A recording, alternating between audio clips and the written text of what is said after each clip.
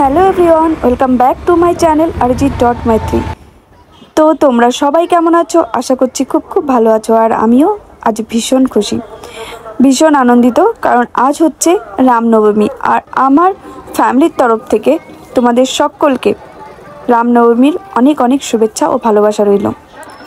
তো এটা হচ্ছে আমাদের ইসনাপুরের রাম মন্দির। তো তোমরা যারা হায়দ্রাবাদ আছো বা যারা হায়দ্রাবাদ আসবে ঘুরতে, তারা অবশ্যই আমাদের ইসনাপুরে এসে এই রাম মন্দির দর্শন করে যাবে।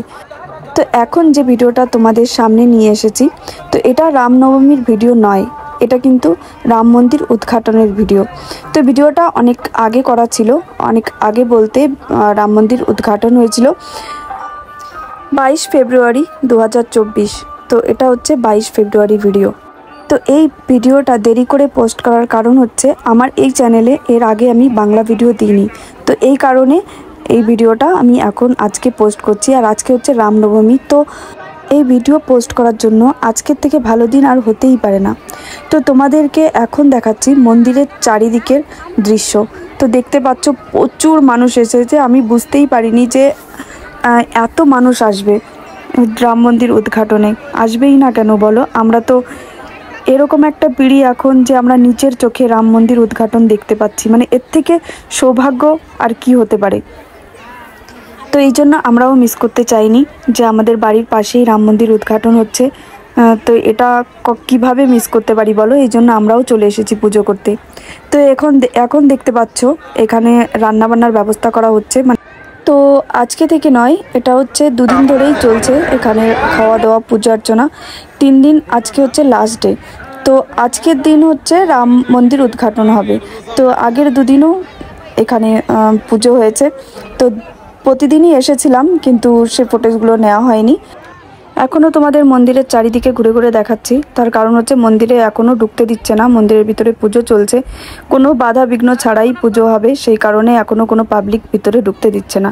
তো অরিজিৎ দেখো গাই মাতাকে প্রণাম করছে, আর আমিও তারপরে প্রণাম করলাম।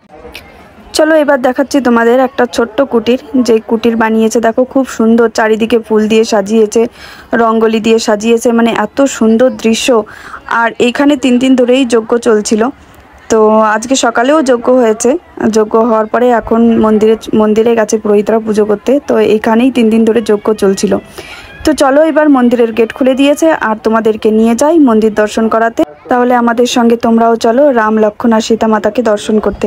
তো প্রচণ্ড ভিড়, দেখতেই পাচ্ছ এত পরিমাণে লোক এসেছিল, এত ভিড়। আর আমরা এখন যে যাচ্ছি, এখন একটু ভিড়টা কম, তার কারণ হচ্ছে অনেক লোকেই ওদিকে খেতে চলে গেছে। আর আমরা এই মন্দিরের চারপাশ দিয়েই ঘোরাঘুরি করছিলাম, যাতে যখনই গেট ওপেন হয় সবার আগে ঢুকতে পারি, যাতে ভিড়টা একটু কম থাকে। তো সেই কারণে আগে গেট খোলার সঙ্গে সঙ্গেই আমরা যাচ্ছি, কিন্তু তারপরেও দেখতে পাচ্ছ যে প্রচণ্ড পরিমাণে ভিড়। এত সুন্দর করে মন্দিরটাকে ফুল দিয়ে সাজিয়েছে, মানে দেখতে একেবারে অপূর্ব লাগছিল। মনে হচ্ছিল যে মনে হয় কি স্বর্গে বাস করছি, এরকম মনে হচ্ছিল যে মনে হয় আমরা স্বর্গে চলে এসেছি। আর দেখো উপর থেকে নিচের দৃশ্য এত সুন্দর লাগে দেখতে, কি বলবো। সবাই এখানে ফটো নেওয়ার জন্য, ভিডিও নেওয়ার জন্য ব্যস্ত হয়ে গেছে, তার কারণ রাম মন্দির উদ্ঘাটন এটা একটা বিশাল বড় ব্যাপার আমাদের হিন্দুদের জন্য। তো সবাই মিলে ভিডিও করছে, ফটো নিচ্ছে, কেউ ভিডিও কলিং করে দেখাচ্ছে। তো এই জন্য ভিড়টা আরও বেশি হয়ে গেছে।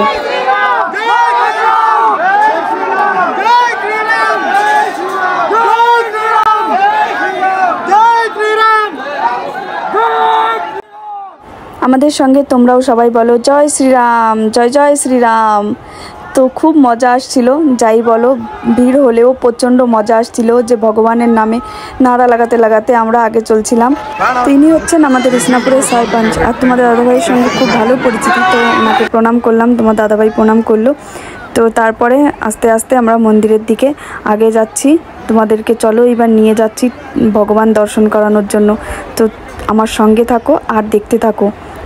তো অনেক কষ্ট করে ঠেলাঠেলি করে চলে এসেছি। তো তোমরা দেখতেই পাচ্ছ এটা হচ্ছে আমাদের ইসনাপুরের রাম মন্দিরের রাম লক্ষ্মণ আর সীতা মাতা। তো আমরা প্রণাম করে আশীর্বাদ নিচ্ছি, তোমরাও আশীর্বাদ নিয়ে নাও।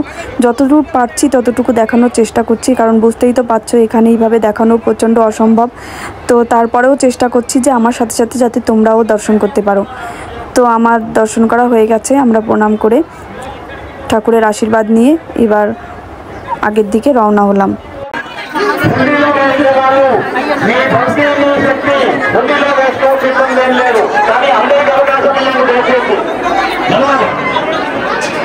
আমি তোমাদের দাদাভাইকে এইদিকে ডাকছি, কারণ এদিকে রামের পাদুকা রাখা আছে।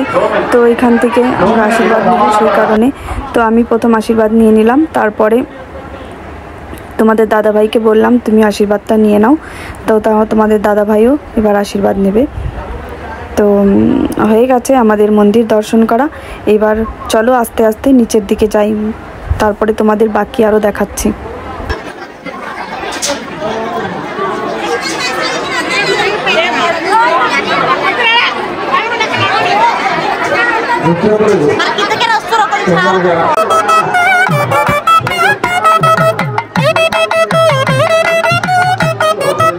আমি ভিডিও বানাচ্ছি, তো তাই কাকুটা আমাকে দেখে লজ্জা পেয়ে বন্ধ করে দিল। তো তোমরা সবাই বলো জয় শ্রীরাম। আমরাও জয় শ্রীরামের নারা লাগাতে লাগাতে নিচের দিকে নামছি। দেখো উপর থেকে নিচের দৃশ্যগুলো একটু দেখো, এত সুন্দর লাগছে, মনে হচ্ছে যেরকম পুষ্প বৃষ্টি হয় সেরকম মনে হচ্ছে মানুষের বৃষ্টি হয়েছে। মানে এত সুন্দর লাগছে দেখতে, চারিদিকে সব কালারফুল। দেখো দেখো খুব সুন্দর, একদম মনোরম পরিবেশ।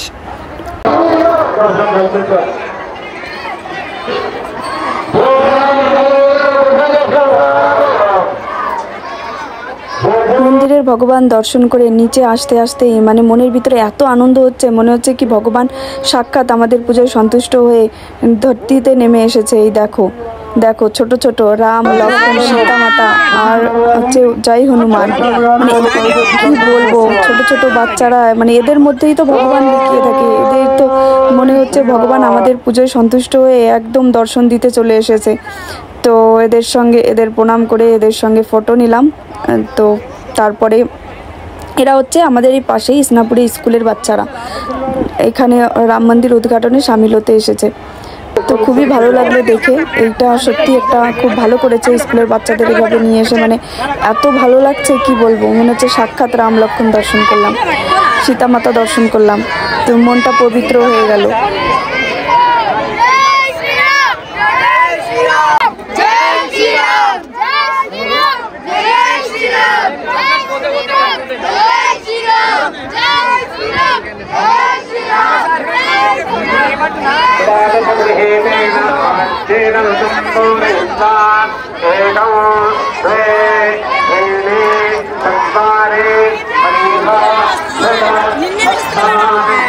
মন্দিরের চারিদিকে পর্দা লাগিয়েছে, আর পর্দায় রাম কথা শোনানো হচ্ছে।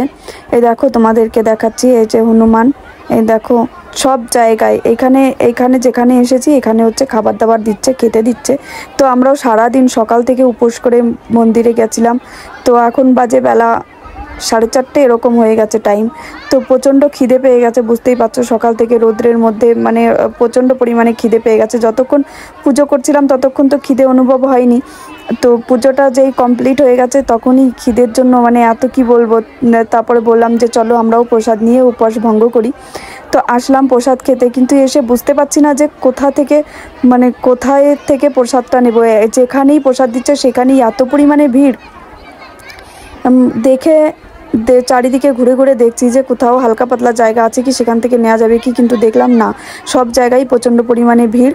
আর ওখান থেকে নিতে গেলে কমসে কম 1-1.5 ঘন্টা তো লাগবে লাইনে দাঁড়িয়ে। তো তারপরে তোমাদের দাদাভাইকে বললাম যে চলো কমসে কম আমরা একটু প্রসাদ নিই। যেখানে পায়েস দিচ্ছিলো ওটা তো খাওয়ার পরে সবাই পায়েস খেতে যায়, যার কারণে ওখানে ভিড়টা অনেকটাই কম। তো বললাম চলো একটু মিষ্টি মুখ করে কমসে কম আমাদের উপোসটা তো ভঙ্গ করি। তারপরে একটু পায়েস খেয়ে উপোস ভঙ্গ করে আমরা বাড়ির দিকে রওনা হলাম। তো ভিডিওটা তোমাদের কেমন লাগলো বন্ধুরা কমেন্ট করে জানিও। আর যারা আমার চ্যানেলে এখনও সাবস্ক্রাইব করোনি তো প্লিজ সাবস্ক্রাইব করে দিও, লাইক কমেন্ট শেয়ার করে দিও।